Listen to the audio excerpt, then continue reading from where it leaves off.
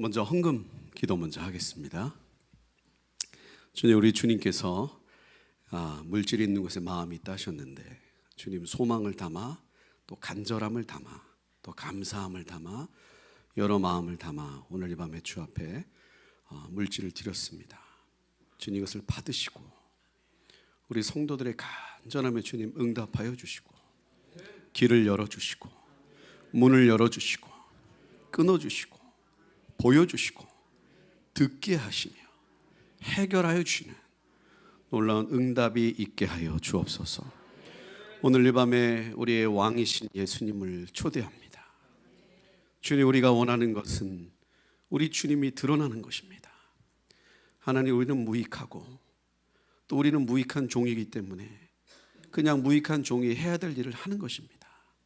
모든 사람의 영광은 사라지게 하시고 사람의 이름은 잊혀지게 하시며 오직 예수, 그 이름 하나만 기억되게 하시고 모든 영광은 홀로 우리 주님 받아 주옵소서. 왕이신 주님, 오늘 이 밤에 좌정하여 주셔서 정말 2023년 이 새로운 시작을 꿈꾸는 이 교회, 주님 오늘 이 밤에 말씀하시는 귀한 시간 되게 하여 주옵소서. 주님 감사합니다. 예수님의 이름으로 함께 기도합니다. 아멘. 우리 옆에 계신 분에게 한번 이렇게 새해 첫날인데 한번 인사하시겠어요? 해피 뉴 이어 블레싱. 네, 우리 세상은 해피 뉴 이어 하고 끝나지만 저희는 블레싱. 그래서 마지막에 이렇게 한번 합니다. 오늘 2024년 첫 집회에 첫 번째 타자로 불러주셔서 너무 감사하고, 저도 2024년 첫 집회입니다. 저에게도 첫 집회고, 그래서 감사하면서도 부담도 되고 했는데 제가 뒤에 오시는 강사들을 보면서 마음 편하게 왔습니다. 그래서 1번 타자는 아웃이 되든 안타를 치든 뒤에서 알아서 하시기 때문에 저는 오늘 실컷 알아서 하고, 뒤에 아까 우리 목사님이 이제 메인 강사들을 하셨는데 저는 이제 원래 앞에는 에피타이저 나오는 거거든요. 그래서 저는 오늘 맛보기로 왔고, 이제 제 뒤에 오시는 분들이 더 큰 메시지를 들고 오실 겁니다. 여러분, 세상은 진짜 그렇더라고요. 학연, 지연, 혈연입니다. 그리고 세상의 역사는 밀실에서 이루어져요. 우리 정치계나 또 높은 자리에 계신 분들은 아실 겁니다. 저는 개인적으로 그 현장들을 몇 번 봤어요. 진짜 밀실에서 이루어집니다. 학연, 지연, 혈연 아니다 하지만 벗어날 수 없습니다. 그래서 사람들이 학연이 있을 때 안전함을 느껴요. 그리고 세상에서 여러분 돈 벌고 싶으면 어떻게 하면 되죠? 간단합니다. 정보만 빠르면 돼요. 정보만 있으면 돈 버는 시대입니다. 그래서 사람들은 정보를 원하고, 또 그 기업을 운영하시거나 이렇게 하시는 분들 아시겠지만 많은 돈을 들여서 정보를 삽니다. 이게 뭐 CEO들에게 우리 같은 평민들은 볼 수 없는, 그 네이버 쳐가지고 유망 비즈니스 이런 건 다 소망이 없고, 그 네이버 쳐도 구글 쳐도 안 나오는 그거 있어요. 시크릿 인포메이션 같은 거. 그런 거 다 이렇게 돈 주고 파는 데가 있단 말이에요. 그래서 사람들은 그런 것을 원합니다. 그래서 그런 것에 걸어요. 왜? 확실하니까. 근데 우리는 다 알 겁니다. 학연, 지연, 혈연 또는 밀실, 그리고 세상의 권세, 그 어떤 정보보다 가장 확실한 게 뭐냐? 말씀이에요. 그 레마의 말씀. 창세기부터 요한계시록까지 써있는 이 말씀이 성령께서 우리에게 조명하실 때가 있습니다. 뭐 예를 들면 밭에 감추인 벌을 발견해서 우리 소를 다 팔아 산다. 우리 그 말씀 읽었다고 그 말씀 선포하면서 모든 밭을 헤맨다고 보물이 나오는 거 아니잖아요. 그렇죠? 말씀을 믿습니다. 말씀이 진리입니다. 교회 근처 밭을 내가 파겠습니다. 그래서 모든 소망을 끊은 채 믿습니다 하고 땅 판다고 보물 나오지 않아요. 근데 레마의 말씀이 있습니다. 성령께서 우리에게 이 말씀으로 조명하실 때가 있어요. 그건 세상의 그 어떤 것보다도 확실합니다. 가장 든든한 거예요. 여러분, 우리가 주님을 섬길 때 도전이라는 게 있습니다. 우리 성도님들 애쓰셨고 또 여기까지 오시느라 수고 많으셨습니다. 2023년은 더 수고하셔야 돼요. 네. 이제 연습 게임 끝났습니다. 예고편 끝났고 본 게임 시작이에요. 우리가 여러 도전들이 있고 또 예상치 못한 전개들이 있습니다. 내가 이렇게 섬겨서 이렇게 될 거라고 생각했지만 그렇게 안 될 때가 한 90% 되죠. 그런 여러 가지 두려운, 당황한, 낭망이 있을 때, 그때 우리가 일어날 수 있는 유일한 힘은 그 말씀이에요. 그 레마의 하나님의 말씀이 우리 심령에 꽂힐 때 다른 그 어떤 것보다 가장 강력한 힘이 됩니다. 오늘 이 밤에 그 하나님의 말씀이 우리의 영에 심기를 원합니다. 저도 마이크 들고 앞에 나왔지만 들으러 왔어요. 저희 팀도 내일 이제 출국인데 정신이 하나도 없습니다. 그래서 저도 집회 참석하려고 왔습니다. 집회를 인도하는 게 아니고 참석하려고 왔어요. 네. 그러니까 오늘 하나님 이밤에 저에게도 말씀을 주실 거고 여러분에게도 말씀을 주실 겁니다. 네. 그 차이가 있다면 저는 서서 듣는 거고 여러분 앉아서 듣는 거예요. 뭐 그 차이밖에 더 있겠어요. 성령께서 오늘 이 밤에 우리에게 그 레마의 말씀, 우리의 심령을 깨우고 전진할 수 있는 그 힘의 말씀을 우리에게 주시기를 원합니다. 그래서 저희가 먼저 본문 말씀 한번 읽고 저희가 좀 같이 나누고 기도하는 시간을 갖죠. 우리 잘 아시는 말씀인데 저는 작년 연말부터 하나님 계속 이 말씀을 주시더라고요. 계속 이 말씀 붙들고 갑니다. 열왕기상 18장 우리 30절로 40절. 사실은 18장 다 읽으면 좋지만 시간상 30절로 40절 우리 잘 아시는 말씀인데 제가 한 절 여러분이 한 절 돌아가면서 읽도록 하겠습니다. 제가 먼저 읽습니다. 엘리야가 모든 백성을 향하여 이르되 내게로 가까이 오라. 백성이 다 저에게 가까이 오매 저가 무너진 여호와의 단을 수축하되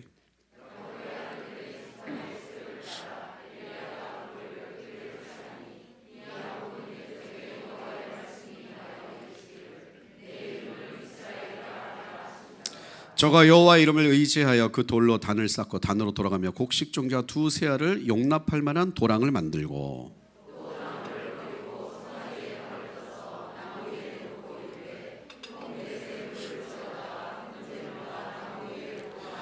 또 이르시되 다시 그리하라 하여 다시 그리하니 또 이르되 세 번 그리하라 하여 세 번 그리하니 저녁 소재 들을 때에 이르러 선지자 엘리야가 나아가서 말하되 아브라함과 이삭과 이스라엘의 하나님 여호와여 주께서 이스라엘 중에서 하나님이 되심과 내가 주의 종이 됨과 내가 주의 말씀대로 이 모든 일을 행하는 것을 오늘날 알게 하옵소서.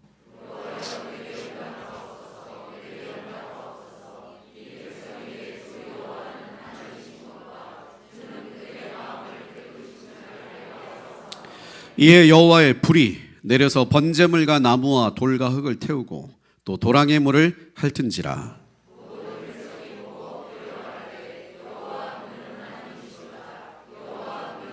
사실 같이 읽겠습니다. 엘리야가 저에게 이르되 바알의 선지자를 잡되 하나도 도망하지 못하게 하라 하매 곧 잡은지라. 엘리야가 저희를 기손 시내로 내려다가 거기서 죽이니라. 아멘. 네, 오늘 이 밤에 역사의 갈림길에 떨어진 불이라는 제목으로 저희가 한번 이 말씀을 나누겠습니다. 우리 너무나 잘 아는 본문입니다. 저도 처음에 예수님을 처음 만났을 때 읽었던 이 본문과 또 신앙이 깊어졌을 때 읽었던 본문과 제가 선교사가 되고 나서 읽었을 때의 본문과 그 뒤에 또 읽었을 때 본문의 의미가 계속 달라지더라고요. 처음에 제가 예수님 만났을 때 이 불은 정말 그 불이었습니다. 어떤 열정을 의미하기도 하고 또 우리 안에 어떤 우상을 태우기도 하고 틀린 게 아니죠. 맞습니다. 근데 우리가 잘 알겠지만 이 말씀의 이 사건을 우리가 큰 틀에서 맥락으로 보면 정말 역사의 갈림길이었어요. 이 갈멜산에서의 사건은 이스라엘이 사라지느냐 존속되느냐의 마지막 싸움이었습니다. 만약 이때 불이 떨어지지 않았다면 이스라엘은 사라졌을 겁니다. 그래서 하나님의 입장에서도 이 사건은 너무 중요했던 거예요.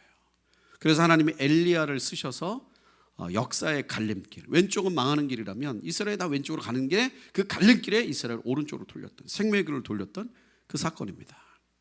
그런데 이런 이 갈멜산에 있었던 사건은 이때만 있었던 것이 아니고 늘 역사의 순간순간에 있었어요.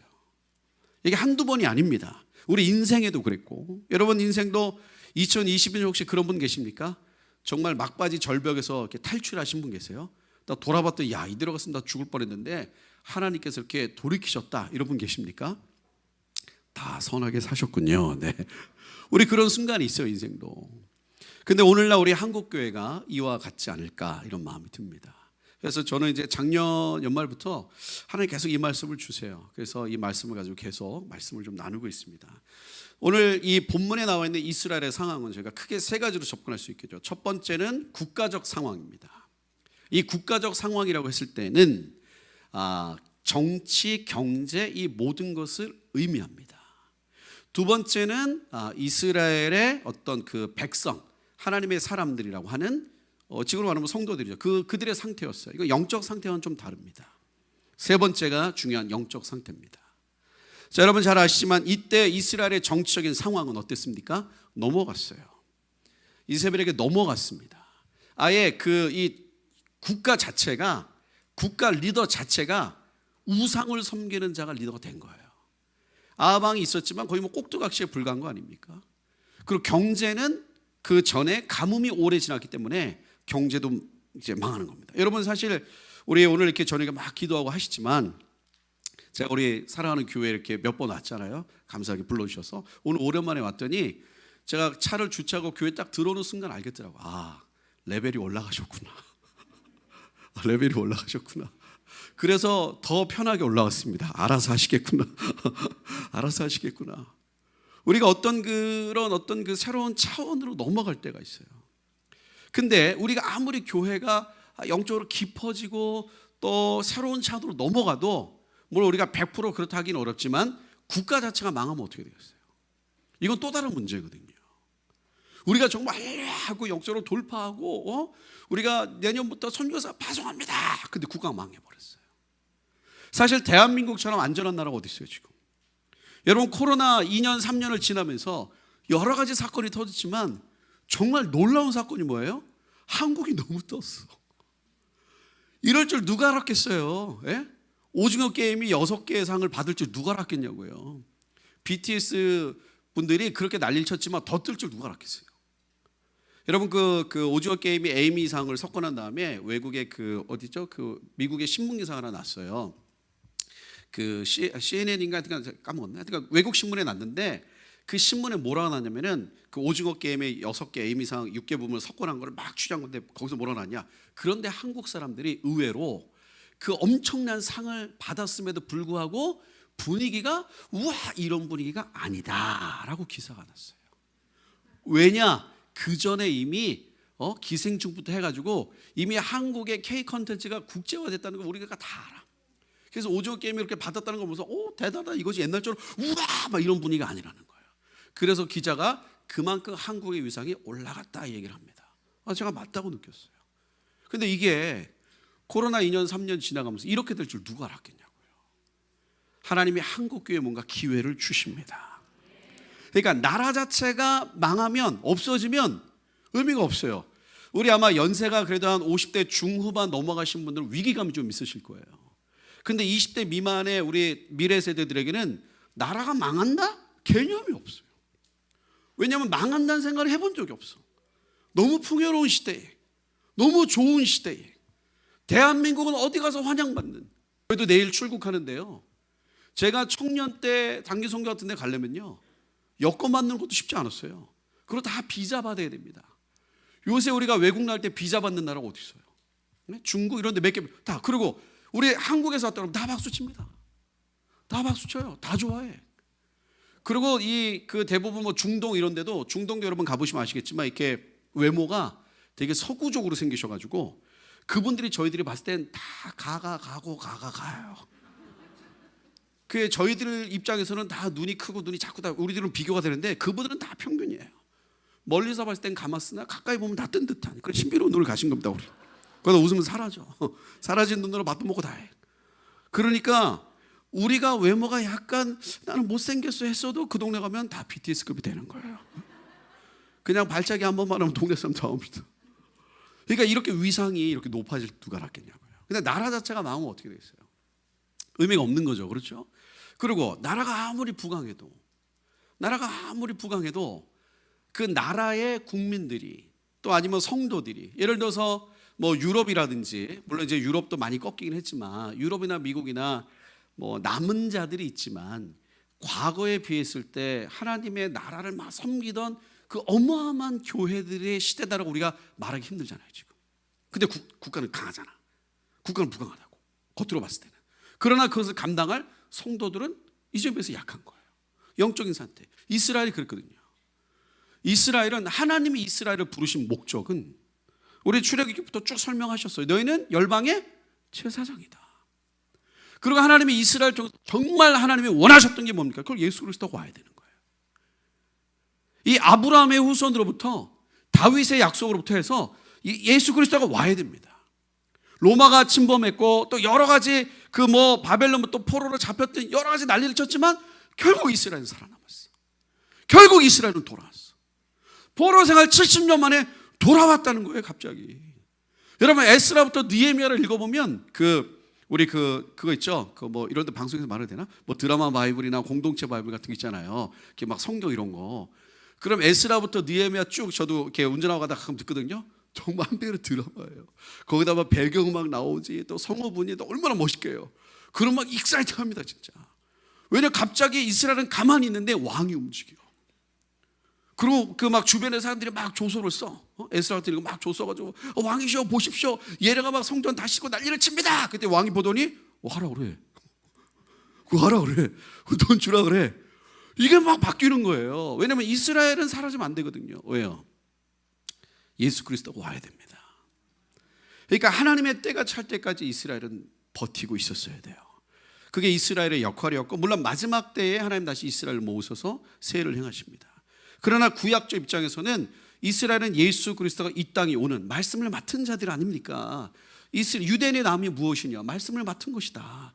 그들은 말씀을 지켜냈어요. 제가 유대인들을 보면서요, 진짜 유대인이니까 말씀을 맡을 수 있겠다 이런 마음 들었던 게 뭐냐면, 정말 유대인들은 고지식합니다.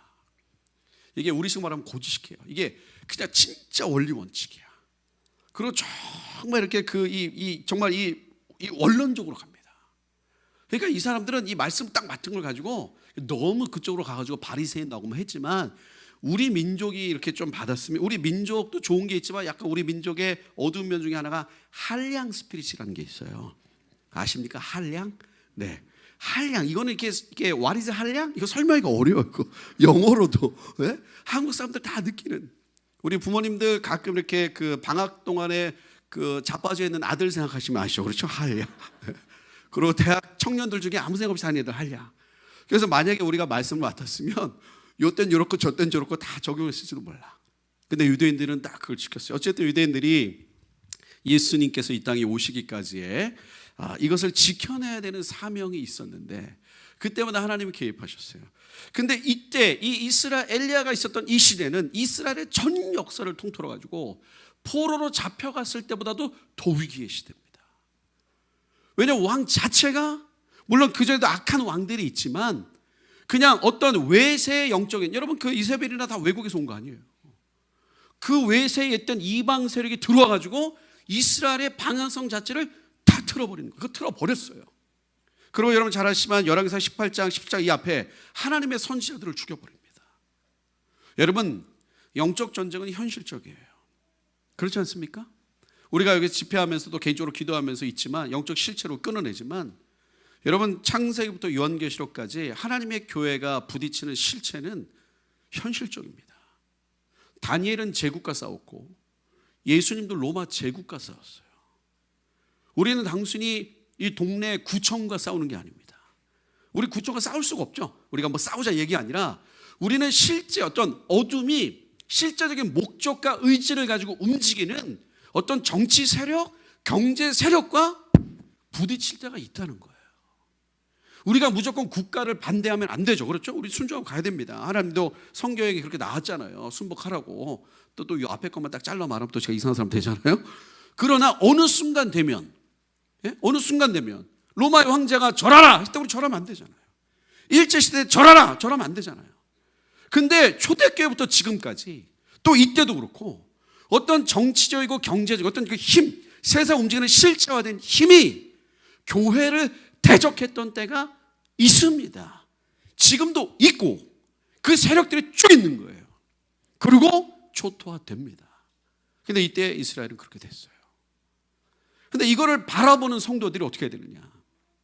할렐루야! 그리고 우리가 대적하고 예수님을 선포하고 나가야 되는데, 이때 이스라엘 백성들은 이미 다 혼합주의에 빠집니다. 양다리에 걸쳤죠. 여러분 성경 여기 이스라엘 백성들의 상황을 보면 하나님은 안 믿었던 건 아닙니다. 다 믿었어요. 그러나 문제는 뭐냐? 바알과 같이 믿었습니다. 바알도 믿고 하나님도 믿고. 여러분 어떠세요? 저는 그 개인적으로 신앙생활을 계속 하면 할수록 그냥 딱 남는 게 하나더라고요. 예수는 왕이다. 그냥 거기에 그냥 딱 엎드리면 끝나는 거예요. 그리고 우리 인생에 예수님의 왕되심이 나타나는 거 말고는 없어요. 그게 우리의 삶입니다. 그래서 성경은 우리에게 축복하는 게 뭐냐? 죽어라 그 얘기하는 거잖아요. 내가 그리스도와 함께 십자가에 못 박혀 죽었나니. 육신의 소욕은 하나님의 소욕을 따라갈 수가 없어요. 육신의 소욕은 하나님을 기쁘게 할 수도 없고 하나님의 뜻에 순종할 수도 없습니다. 여러분 뭘 원하십니까? 저는 만약에 하나님께서 이 시간에 너 뭘 원하냐? 내가 솔로몬 1000번째 끝나고 말씀하실 때 응답했던 거죠. 하나님 내게 물어보신다면 저는 정말 예수님의 왕되심에 즉각 죽고 엎드릴 수 있도록 도와주십시오 라고 하고 싶어요. 왜냐하면 제 자신도 그랬고 참 우리가 돌아보면 돌아볼수록 정말 대단한 것 같지 않습니까? 정말 찔려요. 분명히 십자가 못 박혀 죽은 줄 알았는데 때가 되면 알아서 내려옵니다. 스스로 못을 빼 이제 툭 하면 빼. 그럼 막 혈기대로 하다가 또 은혜 보면 다시 또 못 박혀. 그 내려오고. 그래서 우리의 삶을 정리하면 내려왔다 올라갔다 이렇게 반복되는 것 같아요. 우리의 어떤 죽지 않은 자랑 부딪힐 때 그때가 위기지만 또 기회가 되지 않겠습니까? 여러분 레마의 말씀이 우리에게 임할 때 돌파가 일어나고 해결이 일어나지만 왜 돌파가 일어나고 왜 해결이 일어납니까? 우리가 죽기 때문에 그런 거예요. 예수님의 왕되심이 나타나기 때문에 그렇습니다. 그 고 하영주 목사님, 우리 한국교회 너무 큰 어른이시죠. 하 목사님이 생전에 하셨던 말씀 중에 제가 정말 좋아하는 말씀이 있어요. 하 목사님 책에도 써 있지만 이렇게 나옵니다. 우리가 가장 큰 인생의 문제가 뭐냐? 그냥 하나님의 것과 우리의 것을 적절히 섞었을 때 나온다. 그리고 뒤에 게 아주 명언이 있어요. 뭘 좀 아는 거, 그게 문제다. 뭘 좀 아는 거. 그러니까 우리가 뭐 이렇게 뭐 다 지우고 살자 그런 무슨 의미인지 아시겠죠? 예수 그리스도의 왕되심이 온전히 나타날 때 그때 우리는 승리할 수가 있는 것입니다. 그게 중요한데 이때 이스라엘 백성들은 왔다 갔다 했어요. 그럼 세 번째 영적인, 아까 우리 목사님 그런 얘기 하셨죠. 영계를 흔든다. 우리 그런 거 아시죠? 진짜 영적인 세계가 있습니다. 그러니까 이 영적인 세계만을, 그러니까 우리가 현실을 다 부인하고 영적인 세계만, 우리 그런 거 아니잖아요. 그렇죠? 우리 신비주의에 빠지거나 그런 건 아니잖아요. 그러니까 현실과 영적인 건 묶여 있습니다. 그러니까 우리 영의 상태가 또 육신의 상태이기도 해요. 여러분 이건 뭐 사람마다 기질이 약간의 차이가 있을 수 있지만 어찌됐든 좀 이렇게 더럽게 사는 사람들 있잖아요. 영적으로 뭔가 문제가 있는 거예요. 예? 그래서 가끔씩 집을 이렇게 습격하셔야 돼. 집이 정결하다. 예? 그러면 영적인 것도 정결한 거예요. 갔는데 집이 굉장히 자유스럽다. 굉장히 자유스럽고 정리가 잘 안 된다. 이거 약간 문제가 있다고 봅니다, 저는. 그래서 저도 우리 청년들이나 이렇게 만나면요, 이 사람이 정리 정돈을 어떻게 잘 하는가, 절도가 있는가, 이게 연결돼 있어요, 사실은. 그냥 이렇게 막 우리가 영적인 건 막 이렇게 하지만 나머지 현실은 막 대충 해놓고 이거는 문제가 있는 겁니다. 우리는 그걸 말하는 것이 아니라 묶여 있지만 어찌됐든 영적인 세계가 있잖아요. 근데 그 영적인 세계가 바뀔 때 우리도 바뀔 때가 있습니다. 물론 이게 거북이가 먼저냐 알이 먼저냐 이런 것처럼 우리가 바뀌면 영적인 게 바뀌는 거냐, 영적인 게 바뀌면 우리가 바뀌는 거냐 논란이 있지만 어찌됐든 영적인 하나님의 하늘의 아버지의 뜻이 하늘에서 이루어진 것처럼 땅에서도 이루어지는 거예요. 우리가 기도와 예배를 통해서 뭔가 영적인 것이 변화될 때 그 힘이 있을 때 우리의 삶도 바뀌는 겁니다. 우리 기적이 있거든요. 돌파가 있습니다. 우리 어느 날 갑자기 시작되는 영적인 변화들이 있어요. 이게 거룩한 티핑 포인트가 있는 겁니다. 그런데 이스라엘 백성은 이때 그 영적인 힘도 없었어요. 이 세 가지를 한꺼번에 해결하는 것이 바로 이 사건입니다. 여러분, 이 갈멜산의 사건의 결론이 뭐죠? 이 결론은 크게 보면 두 가지예요. 결정적으로 첫 번째 뭐냐? 바알의 선지자들이 죽은 겁니다. 여러분, 실제적으로 하나님의 역사를 막는 세력이 있어요. 이게 뭐 음모론에 빠져가지고 무슨 뭐 어떤 뭐 이런 거 말고 진짜 우리 안에도 있을 수 있고 내가 그 사람일 수도 있는 거예요. 하나님의 세일이 시작되려면 이 세력이 제거돼야 됩니다. 그래서 부흥이라는 것은 하나님의 사람에겐 축복이지만 하나님을 대적하는 자들에겐 저주인 거예요. 왜? 하나님의 부흥은 그게 제거돼야 됩니다. 왜냐하면 하나님은 거룩한 것에, 가장 정결한 것에 하나님의 역사를 부으시기 때문에 그 앞에 그것이 제거돼야 되는 거예요. 어쩌면 우리는 코로나 2, 3년을 지나가면서 우리가 단단해지고 하나님 앞에 나아갔지만 저는 그런 마음이 있어요. 올해 2023년은 실제적으로 바알의 선지자들이 죽는 해가 아닐까, 이런 마음이 있습니다. 실제적인 세력들이 사라지는 거예요. 갑자기 하나님이 없애버리는 겁니다. 바알의 선지자들이 죽고 동시에 이스라엘 백성들이 뭐 한 거죠? 여호와 그는 하나님이시로다 라고 신앙 고백을 다시 회복해요. 우리 사실 그러니까 이 갈멜산의 사건이 터졌을 때, 여러분 이때 우리가 읽은 본문에 39절 보니까 여호와 그는 하나님이시로다, 여호와 그는 하나님이시로다 이렇게 말했던 이 장면, 이 사건을 누가 봤을까요? 애들도 봤을 거예요. 애들이 들었겠죠. 우리의 미래 세대가 이걸 경험해야 됩니다. 지금 우리의 청년들과 우리의 다음 세대, 미래 세대는 이런 어떤 이 신앙 고백, 들어서 하는 고백 말고 그냥 집회 때 은혜 받은 그 수준을 뛰어넘어서 진짜 우리 장로님 권사님들은 그냥 세상이 바뀌었잖아요. 네?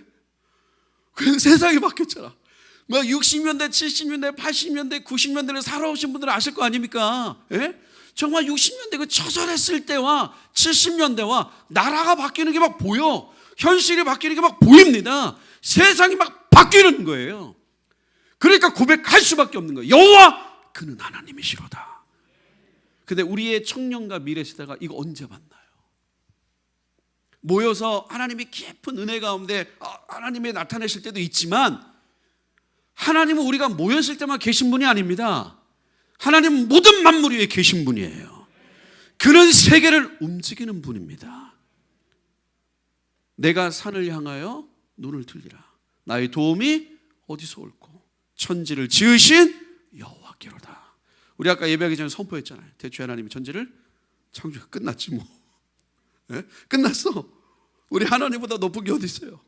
그러니까 이때의 갈멜산의 사건은 단순히 그런 사건이 아니었어요. 그냥 불이 떨어져서 바알의 선지자가 죽었다는 걸로 끝나는 것이 아니라, 이것이 오늘부터 시작되는 집회처럼 리커넥트, 다시 이스라엘의 다음 세대들에게 전달된 거예요. 연결된 겁니다. 맨날 엄마 아빠가 얘기한 거예요. 하나님은 살아계신다, 하나님은 살아계신다, 그는 위대하시다. 근데 애들이 본 거죠. 이거를, 그 사건을 본 거예요. 여호와 그는 하나님이시로다. 왜냐면 불이 떨어졌으니까. 올해 2023년에 우리가 이 일이 이루어질 것입니다. 그럼 우리가 있는 이 상황을 보시죠. 저는 굉장히 비슷한 것 같아요. 일단 우리 대한민국을 둘러싸고 있는 이 국제사회, 그리고 이 틀들을 보면 기회가 있는 것 같지만 또 위기도 굉장히 큽니다. 이 러시아와 우크라이나 사태가 터지면서 지난 2022년 한 해, 우리 아마 여러분은 어떻게 보셨는지 모르겠지만 많은 분들이 궁금해했던 게 그거였거든요. 이게 공마곡 전쟁인가? 에스겔 38장부터 나오는 공마곡 전쟁인가? 그럼 누군가 저에게 그럼 선교사님 이게 공마곡 전쟁인가요? 잘 모르겠어요. 왜냐하면 에스겔 38장에 나와 있는 사건과 비슷한 것 같지만 또 똑같지도 않아. 근데 만약에 이게 진짜 지금 이게 돌아가는 이 사태가 공마곡 전쟁이라면 우리는 정말 역사의 마지막쯤에 온 겁니다. 물론 우리가 신학적으로 이 공마곡 전쟁이 7년 대환란 전에 있느냐, 중간에 있느냐, 뭐 끝에 있느냐 약간씩 다를 수 있어요. 그러나 어쨌든 전에 있든 후에 있든 끝에 있든 어쨌든 막판이다, 이거는 같이 가는 거예요. 어쨌든 이 7년 대환란이 있는데, 물론 이제 그 중에 3년은 뭐 축복이 있고 3년 평화가 있고 3년은 환란이 있고, 또 이걸 어떻게 했을까 다르게, 어찌됐든 그 막판에 일어나는 그 어떤 일이 있습니다. 마태복음 20장 14절에 이 천국 복음의 모든 민족에게 증거되게 온 세상에 전파되리 그제야 끝이 오리라. 그러니까 이 끝이라는 게 어떤 그 시점, 끝 이게 아니라 끝의 끝, 어떤 그 끝을 말하는 거, 어떤 그 끝에 그 기간이 얼마 되는지 모르죠. 뭐 성경에는 뭐 다니엘서에서 한때 반, 두때 반도 나오고 뭐 7년 대한도 나오죠. 어쨌든 이게 몇 년인지 모르죠. 어쨌든 그 시즌이 있는 거예요. 정말 마지막 시즌이 있는 겁니다. 근데 이 사건이 공마곡 전쟁이라면 우리는 진짜 마지막 시즌에 들어간 거예요. 그래서 저는 사실은 러시아, 우크라이나 딱 들어갈 때부터 이거 그렇게 가나? 이런 마음이 있지만 예상외로 계속 길어지잖아요. 그래서 하나님이 기회를 주고 계신다, 이런 마음이 듭니다. 왜냐면 어쨌든 에스겔 38장에 나온 것처럼 곡과 마고, 러시아와 터키와 시리아와 예멘과 이런 나라들이 연대하기 시작했잖아요 지금. 그리고 중국도 들어오고, 중국에 지금 시진핑이 3년임이 되면서, 방송에서 막 이런 얘기 해도 되는지 모르겠지만 막 되면서, 어쨌든 뭐 지금 막판이니까 막 되면서 거기도 복잡해지고, 이 중국이 가야 될 앞으로의 행보, 앞으로의 방향, 우리 잘 아시는 것처럼 대만 문제를 빼고 말할 수는 없어요. 근데 중국과 대만 문제가 중국과 대만 뿐이겠냐고. 이게 중국과 대만 문제는 미국하고 연결돼 우리도 바로 직격탄입니다. 여러분, 만약에 중국과 대만에 약간 문제가 생기면요, 우리는요, 거기는 약간의 문제지 우리는 난리 나는 거예요. 이게 대만과 중국에 약간의 문제가 생기면 일단 한국에 있는 자본들이 급격하게 빠질 확률이 높을까요, 낮을까요? 낮지는 않거든요. 그리고 한국은 감사한 것도 있어요. 어떤 어려움이 생기면 나갈 데가 없습니다. 삼면은 바다고 공항 하나야. 그 위에는 막혔어. 그래서 대한민국은 제가 보니까 난민이 없는 나라예요. 난민이 나올 수 없는 구조야. 국경을 넘어야 되는데 어떻게 넘어 우리가? 공항 폐쇄되고 뭐 헤엄쳐 갈 수도 없고. 그래서 저희는 진짜 하나님의 손이 사라지는 순간 감사하죠. 의지할 거라고는 하나님밖에 없는 나라가 됐으니. 여러분 보세요. 이거 진짜 일촉일발이에요. 저는 그래서 물론 이제 믿음이 있지만 가끔씩 이렇게 그런 마음들이 듭니다. 이게 어떻게 되는 거지? 어떻게 되는 거지?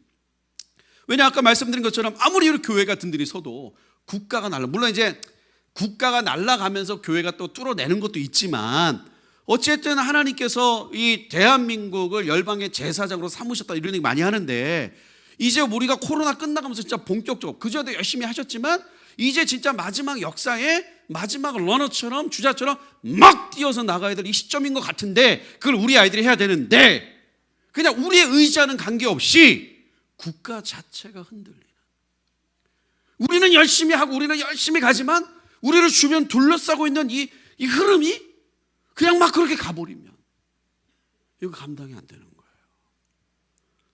감당이 안 됩니다. 그리고 그러면 세계를 움직이는 세력이 있습니다. 정치적인 세력이 될 수도 있고 경제적인 세력이 될 수도 있고, 음모론을 말하는 것이 아니고요, 뭐 무조건 국가 지도자들과 대기업 총수들은 다 어둠이다 이렇게 정의하는 것이 아니라, 어쨌든 세계를 이끌어가는 리더들이 있습니다. 그들이 뭐 중심에 있던 겉에 있던 밀실에 어찌됐든 그 어떤 세력들은 결론적으로 주장하는 것은 교회랑 반대되는 거예요. 교회랑 반대되는 거예요. 여러분 보세요. 지금 러시아 전쟁이나 이런 거 보면서 전 세계는 키워드가 뭐죠 지금? 얼마 전에 또 프랑스에서 또 어려운 일이 생겼고, 전 세계 키워드가 뭡니까? 지금 전 세계 사람들이 가장 원하는 게 뭐예요? 가장 원하는 거 딱 두 가지예요. 평화. 가장 원하는 거 평화입니다. 이게 평화를 이룰 수만 있다면 국가들이, 물론 이제 지금 뭐 미국부터 많은 국가들이 자국 중심의 정책을 피지만 결국은 평화로 갈 거라고요. 왜? 다 죽잖아요 이렇게 하다가. 그래서 다 공통의 키워드를 어떻게 묻겠어요? 평화. 샬롬이 아니고 피스. 싸우지 말자. 우리 싸우지 말자. 평화. 또 하나의 키워드가 뭐예요? 안전이라고요. 테러도 있고, 우리 뭐 이렇게 재난도 있고, 우리가 이렇게 예상하지 못했던 어떤 사건들이 있으니까 우리가 열심히 개발해가지고 뭐 컨트롤 시스템을 강화시켜서 뭐 하든지 해서 안전, 우리의 삶이 보다 안전할 수 있도록, 그리고 우리의 삶이 보다 평화로울 수 있도록, 우리의 자녀들이 더 평화롭고 더 안전한 시대에 살게 하자로 모일 수밖에 없어요. 그 전에 이런 분위기를 가속화시키는 몇 번의 전쟁이나 몇 번의 부딪힘을 일어날 가능성이 있겠지만, 어쨌든 세계는 그렇게 갈 수밖에 없습니다. 왜? 성경이 그렇게 나오니까. 근데 그 평화, 여러분 평화는 어떻게 이루어질까요? 러시아랑 우크라이나가 평화를 이루려면 어떻게 해야 돼요? 둘 중에 누가 한 명이 이겨야 됩니까? 아니죠. 결국 어떻게 하면 돼요? 러시아는 우크라이나를 인정하고 우크라이나는 러시아를 인정하고, 아니면 둘 다 공통적으로 동의할 수 있는 제3의 가치에 동의를 하고, 어찌됐든 모든 사람이 동의할 수 있는 가치가 나와야 됩니다. 이거 우리가 좀 다른 말로 보편적 가치라고 그러죠. 이 보편적 가치는 세계를 움직이는 스탠다드 룰이 될 거예요. 근데 그 보편적 가치의 핵심은 뭐냐? 결국 서로 인정하자가 될 겁니다. 상대주의. 대표적으로 그런 거 있죠. 뭐 종교통합 같은 거. 여러분, 종교통합이라는 게 종교가 사라지는 게 아니잖아요. 기독교 사라지고 불교 사라지고 유대교 사라지는 게 아니라 서로 인정하는 거예요. 유대교 있고 이슬람 있고 기독교 있고 불교 있고. 근데 뭐가 달라요? 결국 신은 원가 하나 아니겠냐. 불교에서 말하는 그 신이나 유대교에서 말하는 그 야훼나 이슬람에서 말하는 알라나 결국은 다 하나가 아니겠냐 라는 보편적 가치로 세계가 하나 되는 방향으로 가는 중입니다. 그리고 그렇게 모든 사람이 동의할 수밖에 없는 사건들이 몇 번 더 터지든지 아니면 제가 성경에 나오는 공마곡 전쟁으로 바로 가든지 뭐 이런 타이밍에 있는 거지. 그러니까 뭐냐, 이게 진짜 보편적 가치로 세계가 통합돼서 가면 정치, 경제, 사회, 여러분 보세요. 예수님을 죽였던 권력은 그 당시에 정치 권력이에요. 그렇죠? 동시에 종교 권력입니다. 그리고 동시에 사회 권력이에요. 단순한 영적 전쟁이 아닙니다. 정치 권력이 죽였잖아. 그리고 사회 권력이 동의했잖아요. 그리고 종교 권력이 치고 나갔다고. 여러분, 이때도 마찬가지예요. 지금 이때 지금 이스라엘의 상황도 정치 권력이 있었고 사회 권력이 있었고 영적인 권력들이 있는 거예요. 종교 권력이. 이 당시에 여러분 보세요. 이 당시에 이게 여호와의 선지자들이 다 죽었다고 하는데 남아있는 여호와 하나님을 섬기는 자들이 엘리야 말고 있었겠어요? 물론 엘리야가 하나님의 엘리야에게 남은 자들 실천이 있다고 말하지만 그 당시에 분명히 바알의 선지자들과 야합했던 하나님의 사람들이 있었을 거라고요. 그게 있으니까 이렇게 되는 거예요. 그게 있으니까. 그러니까 지금의 이 시대는 우리가 정말 어떤 면에서는 마음을 딱 다잡아야 됩니다. 오는구나. 우리가 실체를 직면하는구나. 여러분, 영적인 실체를 직면해 보신 적 있죠? 저도 많이 직면했습니다. 요런 거 아십니까? 여기 목 뒤에서 당기는 거? 네. 기도할 때 그런 거 느끼신 적 있어요? 막 기도하는데 갑자기 목 뒤에서 뭐 쫙 당기는. 여기까지만 말하겠습니다. 막 당기는 것이 이게 쫙 이거 눈 뜨면 평안해. 아무것도 없는데 눈만 감으면 쫙 당기고. 어쩔 때 막 문 여는 소리까지 들리는 것 같고. 그러나 그런 어떤 영적인 실체와 동시에 어쩌면 정치 권력, 경제 권력, 사회 권력처럼 우리가 실제로 마주해야 되는 고난과 핍박의 시대로 우리는 넘어가는 것이다. 넘어갈 수밖에 없다. 우리는 이길 수 있지만 우리의 아이들이 그걸 어떻게 이기겠어요? 이때 이스라엘 백성이 이 갈멜산에서 그 불을 보면서 실체를 본 거예요. 그러니까 불만 봤으면 저는 이렇게 되지 않았을까 생각이 듭니다. 불을 보고 어떻게 했어요? 바알의 선지자를 죽였어. 실제로 시대가 바뀌었어요. 세상이 바뀌었어. 권력이 바뀌었어. 이게 이스라엘의 지각 변동이 일어난 거예요. 우리의 미래 세대들이 이걸 이제 봐야 됩니다. 대한민국을 이끄시는, 그러니까 하나님의 대한민국이 어떻게 역사하는지를 아시려면 애들이 뭐 먼저 알아야 돼요? 이 상황을 정확하게 알아야 돼요. 지금 우리가 얼마나 풍전등화에 있는지. 예? 이게 지금 전 세계가 돌아가는 흐름이 러시아, 우크라이나, 그리고 미국, 중국, 이게 대만부터 해가지고 요 모든 것의 흐름이 약간이라도 삐걱대거나 어긋나면, 이게 그 에스겔 38장에 나와 있는 공마국 전쟁이 옛날부터 그런 얘기 많이 했어요. 이게 진짜 이 시대에 있는 거냐 아니면 옛날에 있었던 그냥 예언이냐, 여러 가지 논란이 많았다고요. 근데 이거를 이 시대에 있는 예언이 아니다라고 주장했던 분들의 주장이 뭐였냐, 이게 만약에 진짜 오늘날 우리 시대에 일어나는 러시아와 터키와 이런 모든 것의 연합전선과 이스라엘의 대력을 말하는 거라면 왜 에스겔 38장 39장에는 미국이 나오지 않는 것이냐, 왜 중국이 나오지 않는 것이냐. 여러분, 공마옥 전쟁을 보면 결국은 러시아가 이스라엘 들어가는 거예요. 이스라엘을 칩니다. 왜 치는지 아시죠? 공마옥 전쟁 결국은 러시아가 여러 가지 원인이 있지만 이스라엘 왜 쳐요? 노력하려고. 그 지도자가 마음에 욕심이 들어서 노력한다고 나와요. 그럼 만약에 여러분 생각해요. 지금 러시아가 이스라엘을 공격하면 미국이 가만히 있을까요? 즉각 개입할까요? 즉각 개입합니다. 지금이야 우크라이나 사태 때 미국이 거절은 하지 마, 너희들 좀 싸우지 마, 그러면서 뒤로 무기만 되지, 실제적으로 러시아가 이스라엘에 실제 어떤 군사적인 행동을 할 경우에는 미국이 가만히 있겠냐고요. 즉각 개입합니다. 어떤 형태로든. 그렇죠? 근데 에스겔 38장 39장에는 그런 장면이 안 나와요.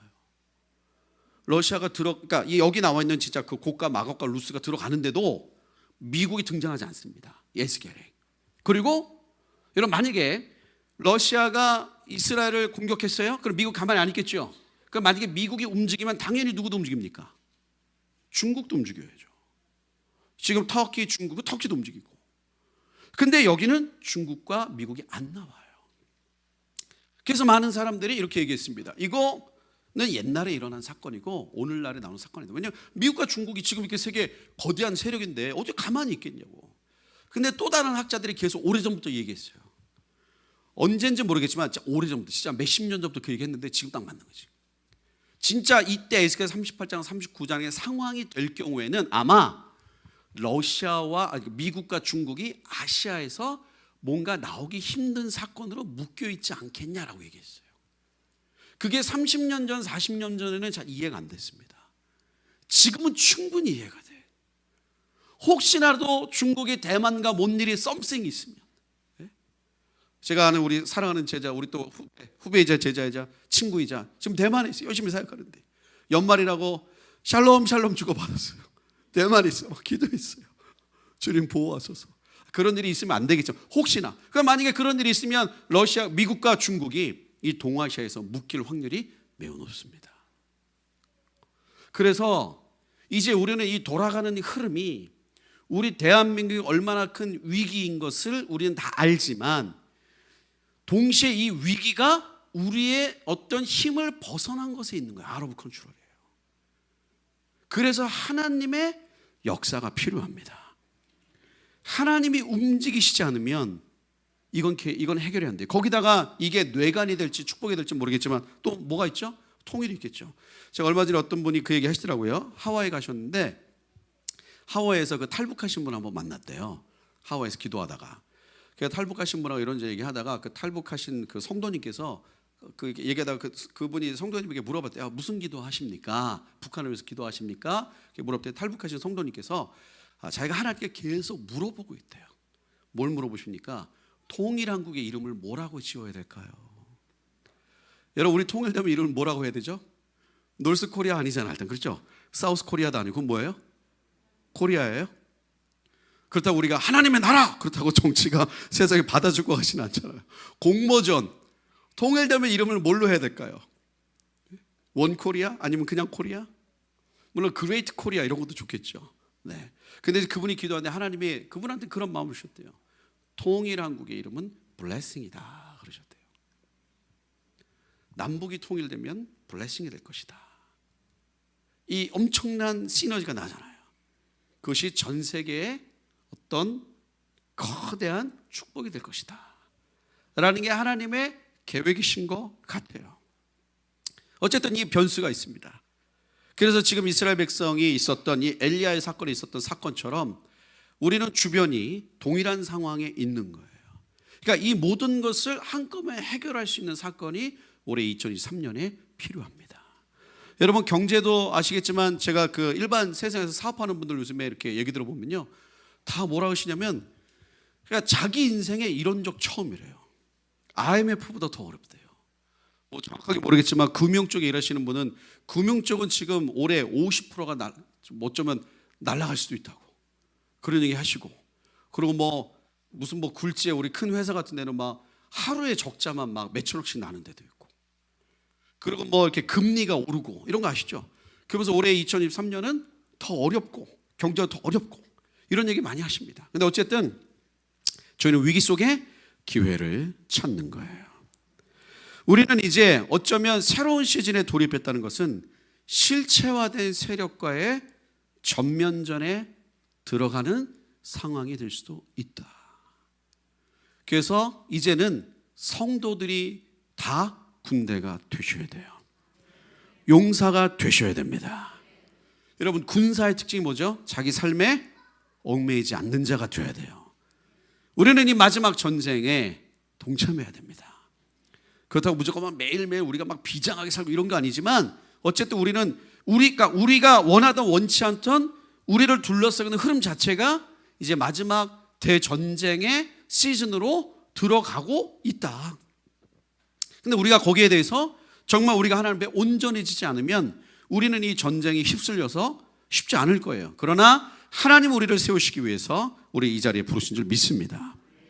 성도들, 어찌됐든 이 이스라엘 백성들도 결국에 문제는 뭐냐? 가운데였거든요. 가운데. 여러분, 성도는요 중도가 없습니다. 그리스도는 중도가 없어요. 하나님 편이지인데 세상 편이지 둘 중에 하나지 가운데 없어요. 저는 70% 하나님이에요. 그 세상이에요. 저는 90%는 하나님이에요. 그 세상이에요. 저는 99.99%는 하나님이에요. 그 세상이에요. 왜냐하면 하나님이 우리에게 원하시는 건 완전한 거예요. 완전한 행실이 아니라 완전한 마음을 원하십니다. 그렇지만 제가 너무 연약해서, 그러니까 연약하다는 그 미명 아래 우리가 뒤로 물러서는 시대를 이제 뛰어넘는 거예요. 중도 없습니다. 근데 감사하게도, 감사하다고 표현하기 좀 그럴 수 있겠지만 어찌됐든 우리가 코로나 2년 3년을 지나면서 하나님의 가운데 시대를 다 없애신 것 같아요. 저는 코로나 지나면서 인생이 너무 힘들어졌어요. 감사한 거예요. 가운데에서 옮겨진 겁니다. 저는 갈수록 어려움이 생기는 것 같아요. 감사한 거예요. 하나님께서 우리의 마음을 집중할 수 있도록 도우시는 일도 있는 겁니다. 어쨌든 가운데가 문제인데 지금 우리 미래 세대들, 청년들과 아이들을 보면 제일 큰 어려움이 뭐냐면 바로 이 가운데거든요. 여러분 어떻게 느끼시는지 모르지만 저는 이제 현장에서 아이들을 만나면요 제일 많이 제 마음에 이렇게 부담이 되는 게 그거예요. 다 너무 가운데예요. 아이들이 말은 청산유수입니다. 말은 청산유수예요. 근데 분명히 문제가 있는 것 같은데 심증은 있으나 물증이 없어. 심증은 있으나 물증이 없을 때는 어떻게 하면 되죠? 다 알리바이를 조사하시면 됩니다. 어떤 알리바이요? 혼자 있을 때. 이게 핵심이에요. 이게 핵심. 혼자 있을 때 뭐 했냐? 꼭 문제가 있어. 꼭 문제가 있어. 제가 우리 사역하는 우리 청년들한테 한 얘기가 그거예요. 우리가 절대 혼자서는 하나님을 섬길 수 없다. 같이 하는 거다. 여러분, 혼자서는 하나님 섬기는 거 아닙니다. 같이 하는 거예요. 우리 공동체입니다. 우린 팀이고 가족이에요. 그런데 우리가 함께 주님을 섬길 때에 우리 안에 뭐가 시작되느냐? 성장할 수 있는 기회가 옵니다. 예를 들어 우리가 함께 예배 드릴 때 내가 이게 문제가 있었구나. 이런 시대구나. 라고 우리의 눈이 열리고 귀가 열리고 마음이 열려요. 근데 이런 기회가 왔을 때 이걸 가지고 혼자 있을 때 하나님께 나아가는 자들이 성장하는 거예요. 근데 같이 있다고 다 같이 성장하는 거 아닙니다. 여러분, 그렇지 않습니까? 같이 사역을 해도, 같이 하나님을 섬겨도 어떤 분은 똑같은 시간이 지나갔는데 어떤 분은 이만큼 성장하는데 어떤 분은 그대로예요. 물론 어떤 하나님의 카이로스와 그분이 어떤 영적인 어린아이냐 청년이냐 좀 다르겠지만 비슷한 영적인 수준에 시작했는데 어떤 사람은 엄청나게 성장했지만 어떤 사람은 그대로이다? 이건 거의 100%라고 봐요. 저는 혼자 있을 때 그거를 빼앗긴 거예요. 혼자 있는 그 시간을 빼앗긴 겁니다. 물증, 그러니까 심증은 있으나 물증이 없는 친구들을 만나면 다 똑같아요. 혼자 있는 시간을 빼앗긴 거예요. 거기다 가면 갈수록 여러분 올해 2023년의 키워드 중에 하나가 뭐 세상에서 이런저런 키워드 내잖아요. 그 중에 하나의 키워드가 들어보셨죠? 선제적 기술. 선제적 기술이 뭐예요? 얘네들이 인공지능들이 내가 뭘 원하는지를 정말 잘 알아. 그래서 딱딱 줍니다. 그러니까 이제 어차피 그게 이제 앞으로 기술, 그러니까 소위 말하는 기술 시스템은 네트워크, 그러니까 이게 소위 말하는 살아있는 네트워크를 하는데 이게 4차 산업혁명, 이 모든 게 사실 연결돼서 살아있는 거 아닙니까? 결국 우리를 둘러싸고 있는 모든 센서와 모든 것들이 다 종합해서 우리가 뭘 원하는지를 정확하게 파악하는데 얘네도 브렉스루가 있어요. 얘네도 돌파가 일어나고 있습니다. 여러분 요즘에 혹시 들어보셨나요? 텍스트 투 이미지라고? 이게 텍스트를 치면 인공지능이 알아서 그림 그려주는 거 아시죠?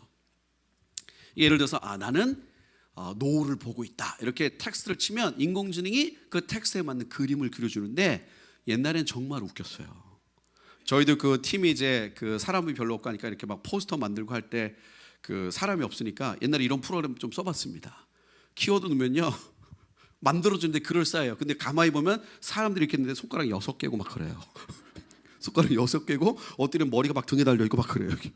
근데 지금은요 이거를 막 극복 해가지고 이제 작년부터인가 제가 뭐 어플을 말하기 좀 그러죠. 어떤 어플이 무료로 풀렸거든요. 진짜 기가 막힙니다. 정말 기가 막혀요. 그래서 최근에 어떤 그 미술 그 대회에서도 1등한 수상작이 이런 식으로 1등한 거예요. 화가가 자기가 텍스트를 쳐가지고 인공지능이 그린 그림을 가지고 약간 손봐가지고 1등을 했어. 그래서 이게 진짜 이걸 수상을 해야 되냐 말해야 되냐 논란이 벌어지고 있어요. 여러분, 인공지능과 사람이 협업한 거는 상을 줘야 됩니까? 안 줘야 됩니까? 이게 지금은 애매하죠. 20세 미만 가잖아요. 고민할 필요가 없어요. 당연히 상 줘야지.